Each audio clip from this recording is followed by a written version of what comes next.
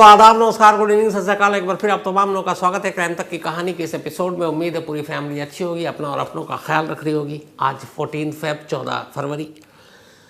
सबसे पहले आज ही के दिन पुलवामा अटैक हुआ था और इस अटैक में सीआरपीएफ के हमारे बहुत सारे जवान शहीद हुए थे। तो उन तमाम शहीदों को नमन, उनके घर वालों को ऊपर वाला सब्र दे। और ये एक बहुत ही अफसोसनाक इंसिडेंट था और ठीक 14 फरवरी को हुआ था। तो आज पुलवामा की बरसी भी है। इसके अलावा आज 14 फरवरी है तो हैप्पी वैलेंटाइंस डे पूरी क्राइम तक फैमिली मेम्बर को। वसंत पंचमी की भी बहुत बहुत बधाई। अब आते हैं आज की कहानी के ऊपर। मैंने ऐसी बहुत सारी कहानियाँ आपको शायद सुनाई है जो इंसान के बस में नहीं होता, जिसे साइंस मानता नहीं है।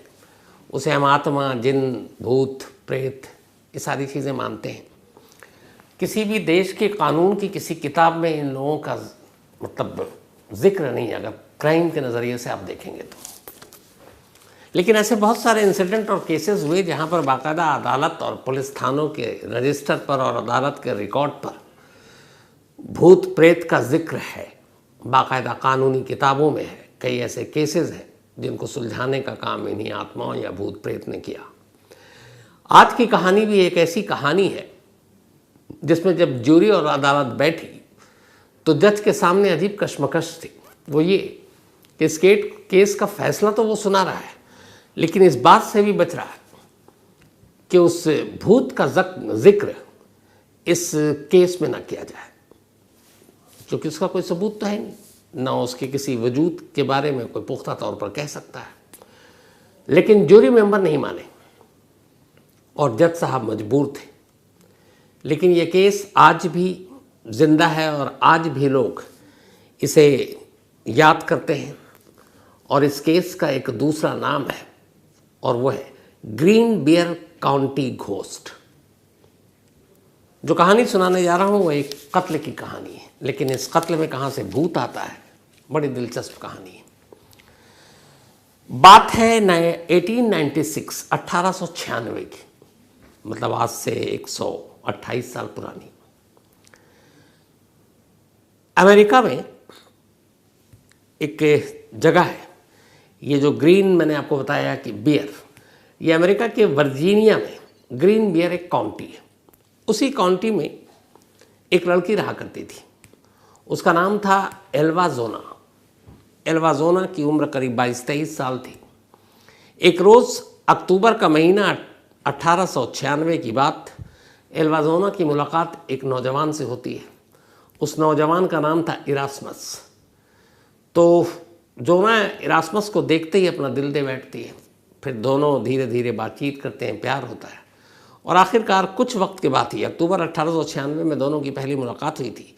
और 23 जनवरी 1897 में दोनों शादी करने का फैसला करते हैं और 23 जनवरी 1897 को शादी कर लेते हैं। चूँकि इरास्मस भी ठीक ठाक परिवार से था और जोना भी, दोनों के घर वाले इस रिश्ते के लिए मान जाते हैं और राजी खुशी से दोनों की शादी हो जाती है। शादी के बाद सब कुछ ठीक चल रहा था। जनवरी में शादी हुई, उसके बाद धीरे धीरे वक्त बीता। लेकिन फिर 1896 में इन दोनों की जब मुलाकात हुई, शादी हुई, उसके बाद जोना प्रेग्नेंट हुई। करीब 7 महीने का गर्भ उसके पेट में था। एक रोज़ घर के अंदर वो सीढ़ी से उतर रही थी और अचानक उसका पैर फिसला। फौरन इरास्मस भाग कर आया। उसने देखा बुरी तरह से चोट लगी थी। डॉक्टर को बुलाया। डॉक्टर ने उसकी नब्ज टटोली और कहा कि अब ये जिंदा नहीं है, मौत हो चुकी है। इरास्मस दहाड़े मार मार कर रोने लगा। वो बीवी को अपने गले लगा लगा कर रोने लगा। तब तक आस पड़ोस से बात होते हुए परिवार तक पहुंची। तमाम लोग इकट्ठा होने लगे और जिस तरीके से इरास्मस रो रहा था, लोगों को लगा कि हाल में शादी हुई, 7 महीने का पेट में बच्चा था, ये बाप बनने वाला था और देखो ऊपर वाले का जुल्म कि इसके साथ क्या किया। अब तमाम लोग आए शोक जताने के लिए, अफसोस जताने के लिए, लेकिन जो भी आते, इरास्मस अपनी बीवी जोना से हटता ही नहीं। वो लगातार उसको गले लगा लगा कर बस रोता रहता। फिर ये हुआ कि अब भाई इसको दफनाना है, अंतिम संस्कार करना है, लेकिन उसके आंसू थमने का नाम नहीं ले रहे। नेक्स्ट डे 24 जनवरी 1897 की बात है। 24 जनवरी 1897 को जोना को वहीं इलाके के कब्रिस्तान में दफना दिया गया। कब्रिस्तान में दफनाने से पहले तक लगातार इरास्मस हो रहा था, यहाँ तक कि जब ताबूत में बॉडी थी और रखा जा रहा था तब भी वो गले मिल कर रो रहा था। बड़ी मुश्किल से लोगों ने उसे हटाया। इस दौरान न मालूम कितने ही लोग आए जो खुद जोना की एक बार आखिरी बार देखना चाहते थे, तो बस वो शक्ल देखते और बॉडी से ये इरास्मस हटता ही नहीं। वो लगातार गले लगाकर रोता ही रहा। लोग भी भावुक हो गए। खैर किसी तरह उसको उससे जुदा किया गया, ताबूत बंद किया गया और दफना दिया गया। वक्त बीता, इरास्मस का जख्म धीरे धीरे भरने लगा और महीना बीत गया। अब फरवरी 1897 आ गया। करीब महीना जब बीता तो एक रोज जोना की माँ अपने घर में थी। रात का वक्त था, बिस्तर पर गई सोने के लिए। नाम है जोना की माँ का मैरी जैन। तो मैरी जब सोने के लिए बिस्तर पे गई तो अचानक उसे लगा कि कमरे में कोई है। उसने आंखें खोली तो सामने एक साया सा दिखाई दिया और वो कह रही माँ माँ माँ। वो घबरा गई, उठी, फिर आसपास देखा, भागकर दूसरे कमरे में गई, कोई नहीं था, आकर सो गई। अगले दिन फिर वो रात को सोने की तैयारी कर रही थी। तभी उसे लगा कि फिर कमरे में कोई है। मैरी उठी और फिर कमरे के चारों तरफ देखने लगी, कोई नहीं था। वो थोड़ी घबराई, डरी भी। अगले दिन उसने अपने बाकी रिश्तेदारों को ये बात बताई। लोगों ने कहा तुम्हारा वहम है, अभी तुम्हारी जवान बेटी की मौत हुई है, शायद तुम्हारे जहन में वही सब चल रहा है। उसने भी खुद को दिलासा दिया। अगला दिन आ गया। नेक्स्ट डे वो बिस्तर पर जा रही थी, फिर उसे लगा कमरे में कोई है, लेकिन इस बार पहली बार एक आवाज़ आई, माँ माँ, मैं हूँ तुम्हारी बेटी। अब मैरी घबरा गई। उसने कहा मैं ही हूँ, तुम्हारी बेटी हूँ, तुमसे मदद मांगने आई हूँ। तो बड़े डरते हुए उसने कहा कि बेटा क्या हुआ? तो उसने कहा माँ, मेरे कातिल को सज़ा दिलाओ। मैं मरी हूँ लेकिन सीढ़ियों से गिरकर नहीं मरी हूँ, मेरा कत्ल हुआ, मेरा मर्डर हुआ है। अब मैरी ये सुनकर घबरा गई, लेकिन उठकर इससे पहले कि कुछ और पूछती बात होती, साया गायब। उसने अगले दिन सबको जिक्र किया घर में। फिर उन्होंने कहा तुम्हारे लगातार दिमाग में ही चल रहा, कहीं बाहर आओ, घूम आओ। उसने कहा नहीं, मेरा यकीन है कि कमरे में कोई आता है, इससे पहले कभी नहीं हुआ। तो एक बेटी भूत बनकर अपनी माँ को अपने कातिल के बारे में बता रही है। कुकू एफएम के ऑडियो बुक लर्निंग एप्लीकेशन पर एक सस्पेंस रहस्यमय कहानी है, गुमशुदा लड़की। एक लड़की जो 25 मई 1996 को गायब हो गई। सिर्फ 19 साल उसकी उम्र है। अब वो लड़की गायब हो गई, उसके बाद कहाँ है, जिंदा है भी कि नहीं है? यही पूरी रहस्यमय कहानी कुकू एफएम के ऑडियो बुक लर्निंग एप्लीकेशन पर आप सुने, गुमशुदा लड़की। तो कुकू एफएम देश का बेस्ट ऑडियो शो प्लेटफॉर्म है। कुकू एफएम हर महीने 4200 घंटे के कंटेंट्स के साथ सामने आता है और इस पर 10,000 से ज़्यादा ऑडियो बुक हैं, जिसे आप कभी भी कहीं भी किसी भी ज़ुबान में सुन सकते हैं, ख़ासतौर पर हिंदी में। इसमें biography, business, crime, entertainment, politics तमाम बुक हैं।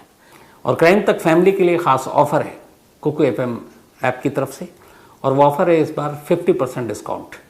तो यानी आप पहले महीने के लिए सिर्फ 49 रुपीज़ में सब्सक्रिप्शन हासिल कर सकते हैं और 10,000 से भी ज़्यादा जो ऑडियो बुक का ख़जाना है, जहाँ चाहें जब चाहें सुन सकते हैं।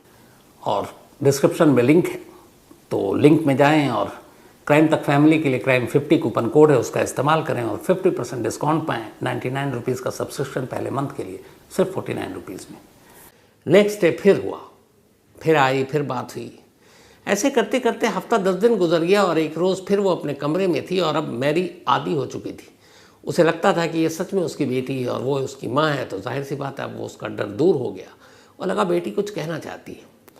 एक रोज़ फिर बिस्तर पर थी मैरी, सामने आई जोना, कहती माँ मैं तुम्हारी बेटी। वो अंधेरे में लग रहा है कि हाँ खड़ी हुई है। तो उसने कहा अच्छा बताओ क्या हुआ।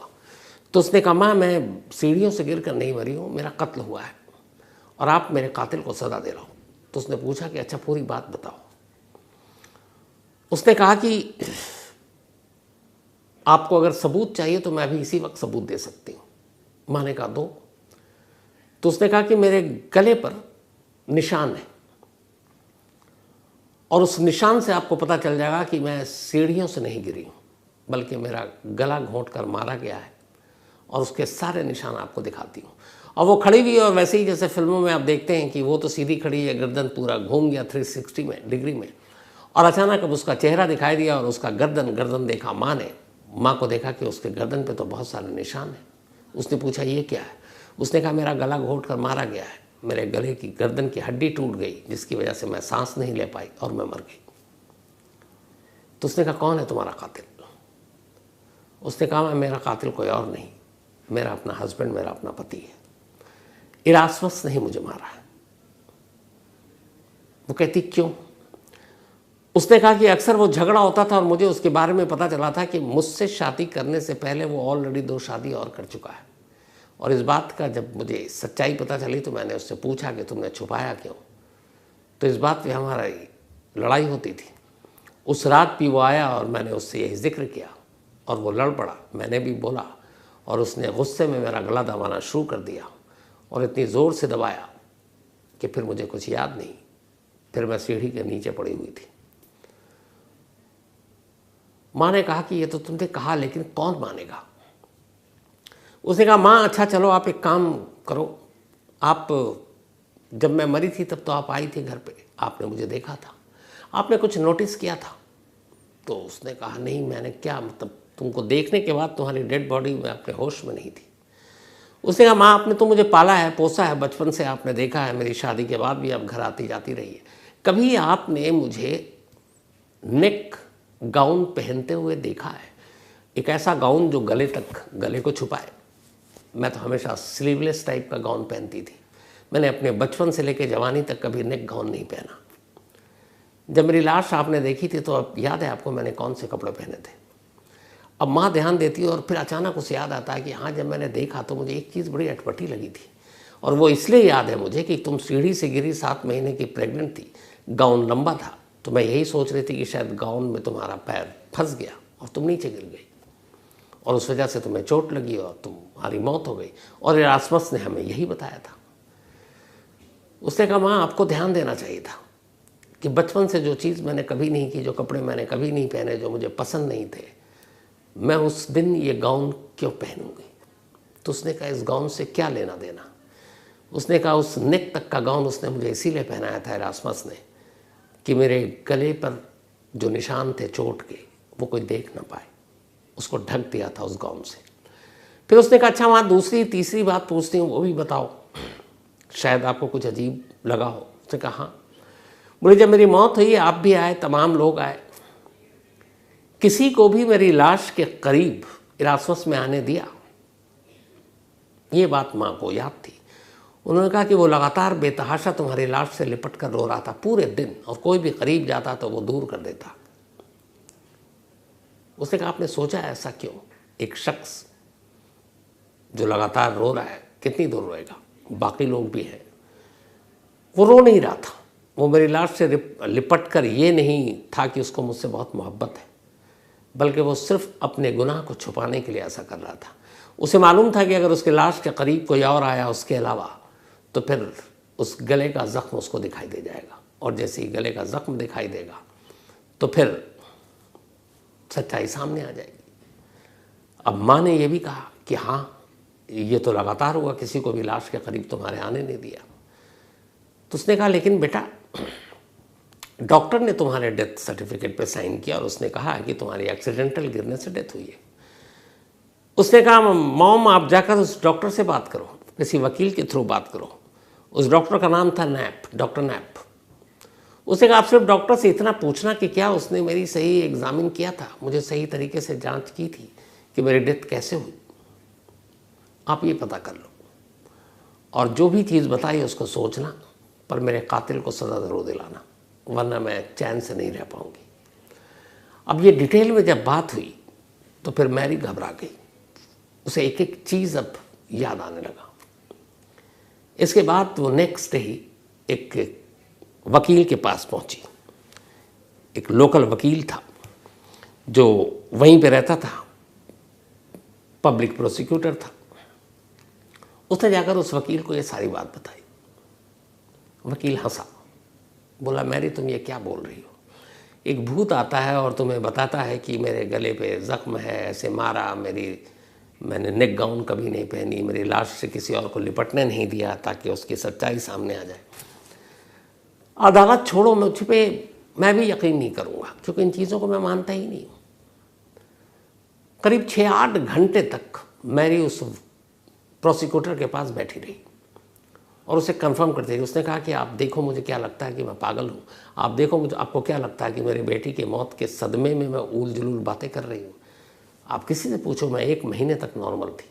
ये जब से आना शुरू हुई है और जब उसने कल रात मुझे डिटेल बताई है, मुझे डाउट है। वकील कन्विंस नहीं हो रहा है। उसने कहा ठीक है आप मत हो, मेरी बेटी ने भी यही आकर कहा था। आप एक काम तो कर सकते हो, आप डॉक्टर नैब से ये तो पूछ सकते हो कि उसकी मौत की वजह क्या थी, क्या उसने सही तरीके से उसको एग्जामिन किया था। दिल रखने के लिए वकील ने कहा कि ठीक है चलो हम दोनों चलते हैं डॉक्टर नैब के पास। अब दोनों डॉक्टर नैब के पास गए। डॉक्टर नैब वही है जब 23 जनवरी 1897 को जब डेथ हुई थी जोना की, तब वही उन्हीं को बुलाया गया था और उन्होंने उसके डेथ सर्टिफिकेट पे साइन किया था। अब दोनों पहुंचे। वकील ने जाकर बताया डॉक्टर नैब को कि डॉक्टर नैब आपसे कुछ सवाल है। अभी कहानी नहीं बताई कि बेटी आ रही है भूत बनकर, माँ से, ये सारी चीज़ें। सिंपल से जाकर कि डॉक्टर नैब हमें वो रिकॉर्ड्स देखने हैं जिसमें आपने जोना जो 1 महीने पहले डेथ हुई थी, एक्सीडेंटल डेथ, 7 महीने की प्रेग्नेंट थी, उसके डेथ पे सर्टिफिकेट पे साइन करने से पहले आपने क्या चीज़ पाया था कि जिसको आपने एक एक्सीडेंटल डेथ बताया और ये कहा था कि एक नेचुरल डेथ थी। डॉक्टर साहब ने फाइल निकाली, देखी, फिर वो चौंके, फिर सामने देखकर कहते हैं मैं सच बताऊं, जब मैं पहुंचा तो देखा वो गिरी हुई थी। उसके हस्बैंड इरास्मस से मैंने पूछा क्या हुआ, उसने कहा सीढ़ियों से नीचे गिर गई, 7 महीने की प्रेग्नेंट थी, मुझे लगा कि इसको कहीं चोट आई और डेथ हो गई। तो मैंने ईमानदारी से सिर्फ नफ्स देखी उसकी और कुछ नहीं देखी। और जब नफ्स देख के मैंने जैसे ही कहा कि शी इज़ नो मोर, अब वो ज़िंदा नहीं है, इरास्मस पागल की तरह उसके गले मिलकर रोने लगा और वो इस तरह से लिपटा हुआ था उससे कि मैंने उसकी फिर पूरी बॉडी को एग्जामिन ही नहीं किया, ना उसकी बॉडी देखी कि उसके कहीं चोट के निशान हैं कि नहीं है, क्योंकि मेरी बात सुनते ही वो बेतहाशा रोने लगा था और मैं बहुत इमोशनल हो गया। और फिर उसने जो बताया कि नीचे सीढ़ी से गिरी थी, मुझे लगा नेचुरल डेथ है, तो मैंने कायदे से जो मुझे करना चाहिए था वो मैंने नहीं किया, एक डॉक्टर का फ़र्ज़ नहीं निभाया। डॉक्टर नैब ने पूछा लेकिन अब आप क्यों पूछ रहे हो, जब 1-1.25 महीना बीत गया उसकी डेथ को। तब प्रोसिक्यूटर ने डॉक्टर नैब से कहा कि शायद आप यकीन ना करो लेकिन एक कहानी है, वो ये है कि ये उसकी मदर है मैरी, और पिछले 1 हफ्ते से इनकी बेटी इनके सपने में आ रही है और कह रही है कि मेरे कातिल को सज़ा दिलाओ। मैं सीढ़ियों से गिरकर नहीं मरी बल्कि मुझे गला घोंट कर मारा गया और मेरे गर्दन की हड्डी टूटी हुई है।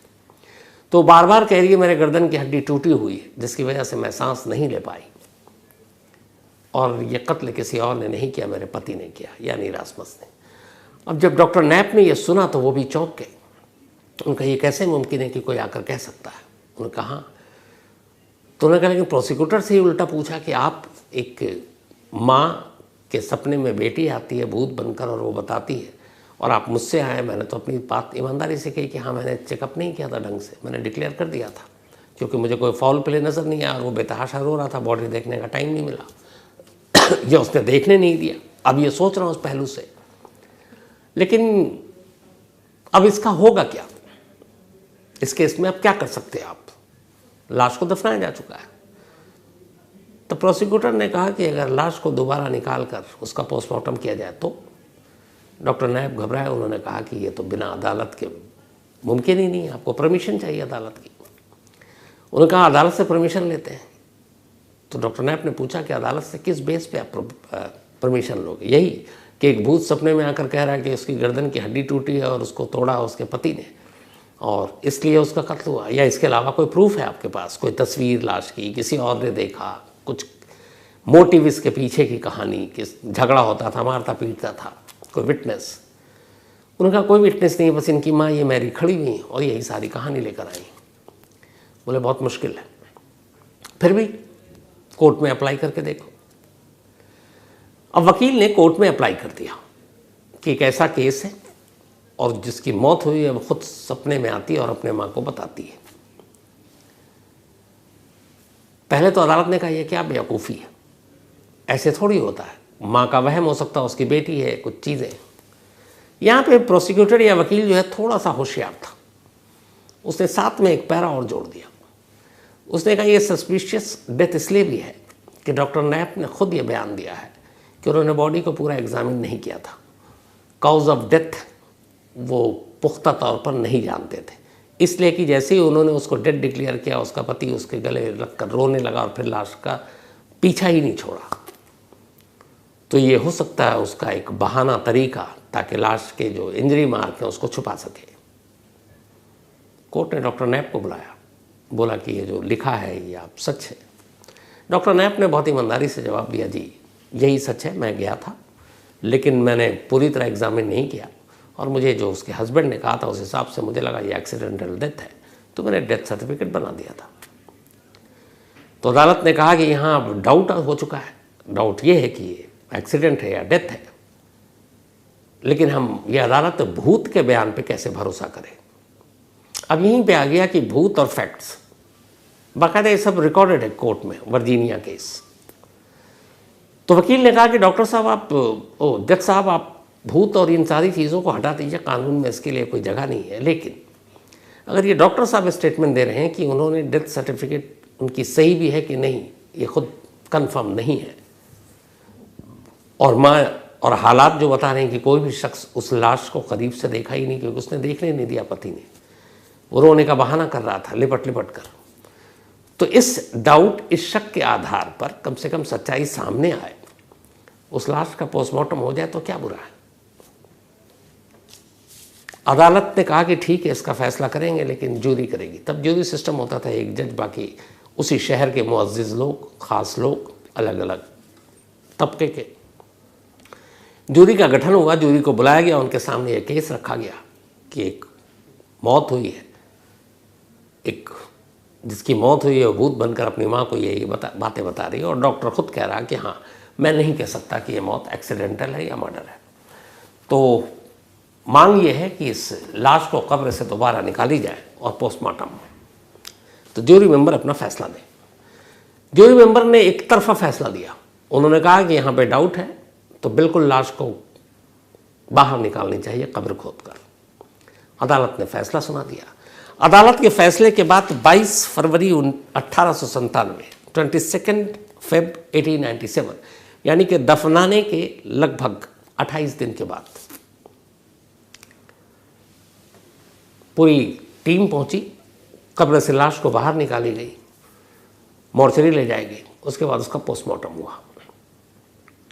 अब जब ये लाश निकालने और जूरी मेंबर अदालत की खबरें उस वक्त के अखबारों में, क्योंकि बड़ा पीसफुल एरिया था ये काउंटी, छपने लगा, और भूत के किस्से जब आए तो लोगों का और इंटरेस्ट बढ़ा। तो अब हर अखबार में ये खबर है।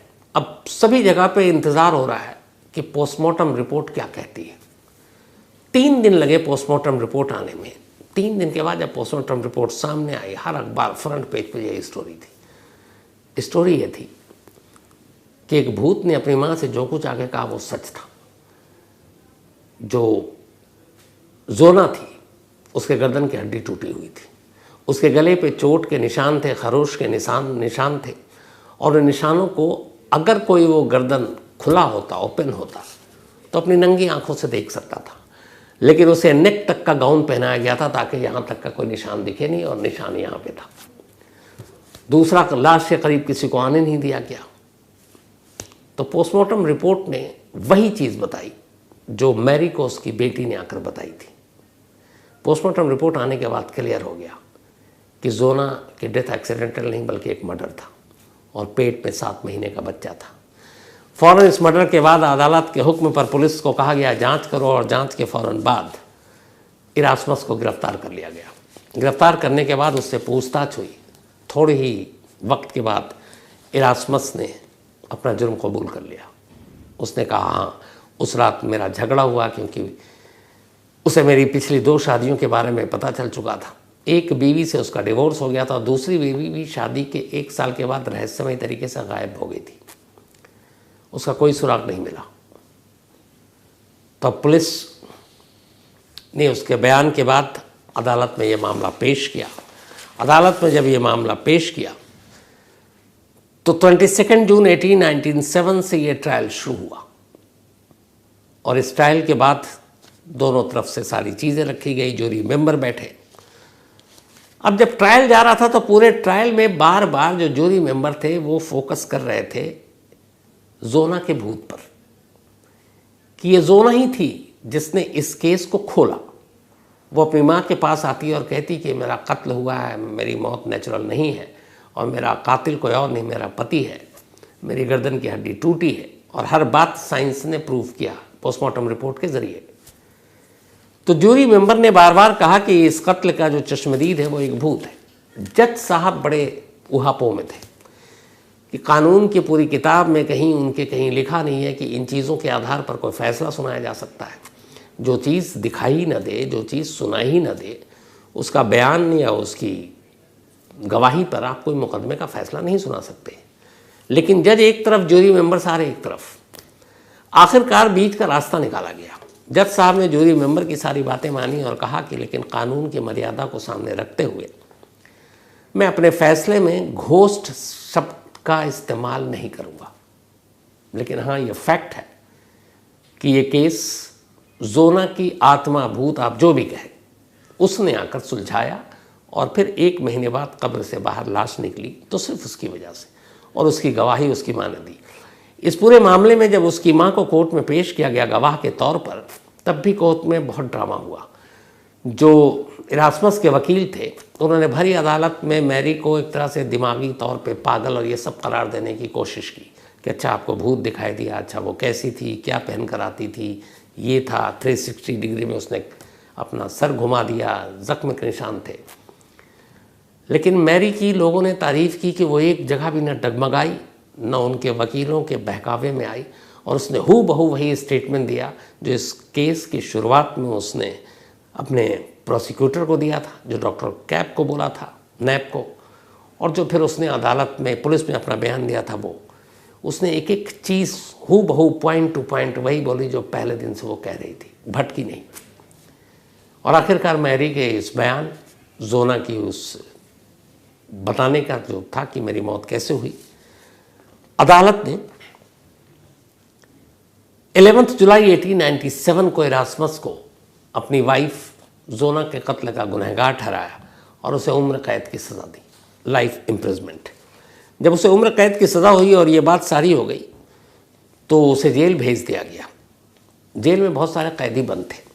उन्हें जब पता चला कि ये वही है जिसकी भूत ने गवाही दी थी और जिसकी वजह से खुला, तो कैदियों ने मिलकर इरास्मस को मारने की कोशिश की थी ताकि वो भूत उन लोगों के साथ कुछ ना करे और वो भूत खुशी खुशी लौट जाए। तो मारने की प्लानिंग थी जान से। इत्तेफाक से उन्हीं में से कैदी ने जेल अथॉरिटी को ये प्लानिंग के बारे में बता दिया और 1 रात पहले ये खबर जेल ऑफिशियल तक पहुंची और फिर उसे दूसरे सेल में शिफ्ट कर दिया गया और इरास्मस की जान बच गई। लेकिन वो इस जेल में 1897 में उसे उम्र कैद की सज़ा दी गई थी। 3 साल ही जिंदा रहा। 13 मार्च 1900, बल्कि 3 साल नहीं, हाँ 3 ही साल, 97 था, ठीक 13 मार्च को उसी प्रिजन में, उसी जेल में इरास्मस की बीमारी से मौत हो गई। आज भी वर्जीनिया के इस कोर्ट में इस केस का जिक्र है, बाकायदा पुलिस रिकॉर्ड में है, जो ज्यूरी मेंबर हैं उनके हवाले से है। लेकिन जज के जजमेंट में घोस्ट शब्द नहीं है, पर उनके न होने से भी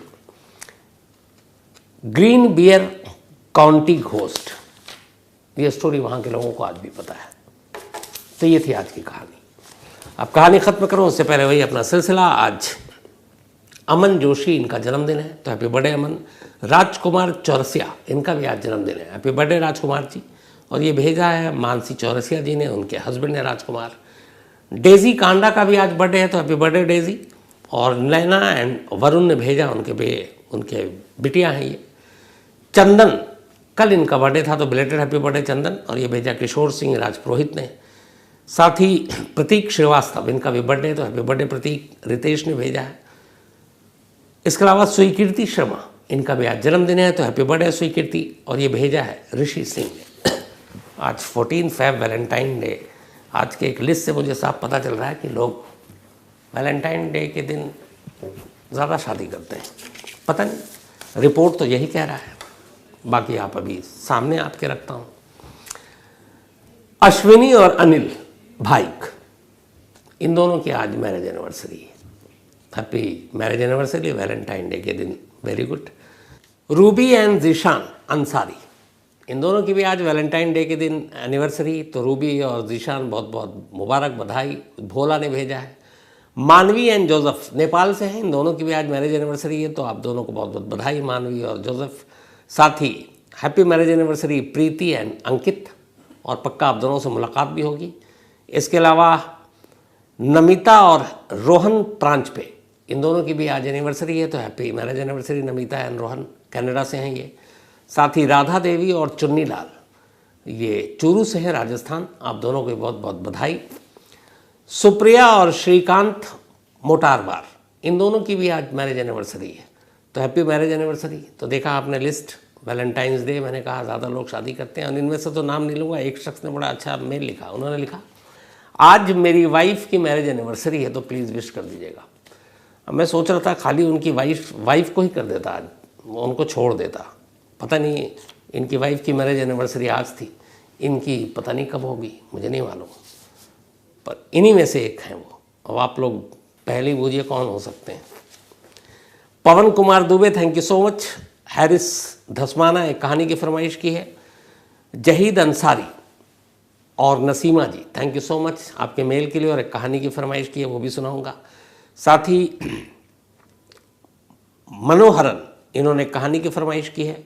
अरशद रज़ा, थैंक यू सो मच। साथ ही सुमित नागपाल, नहीं सुमित हैं एंड भूल गया आगे क्या लिखा हूँ। अंजू भारती, इन्होंने लिखा है कि उस कहानी के ऊपर कि एलेक जेफरी जो है 1985 में इन्होंने डीएनए फिंगरप्रिंट्स की खोज की थी। तो थैंक यू सो मच अनुज इस जानकारी के बढ़ाने के लिए। तो कहानी में इतना ही, लेकिन एक बार फिर आपको याद दिला दूं कि कुकू एफएम ऐप पर क्राइम तक फैमिली मेंबर्स के लिए खास ऑफर है। क्राइम 50 कूपन है, डिस्क्रिप्शन में लिंक है, यहाँ आप जाएं और 99 रुपीज़ का सब्सक्रिप्शन 49 रुपीज़ में पहले मंथ के लिए पाएं और कुकू एफएम के मजे लें। तो आज कहानी में इतना ही। अब आपसे मुलाकात होगी कल रात 9 बजे किसी नई कहानी के साथ। तब तक अपना और अपनों का ख्याल रखिएगा। Thank you very much.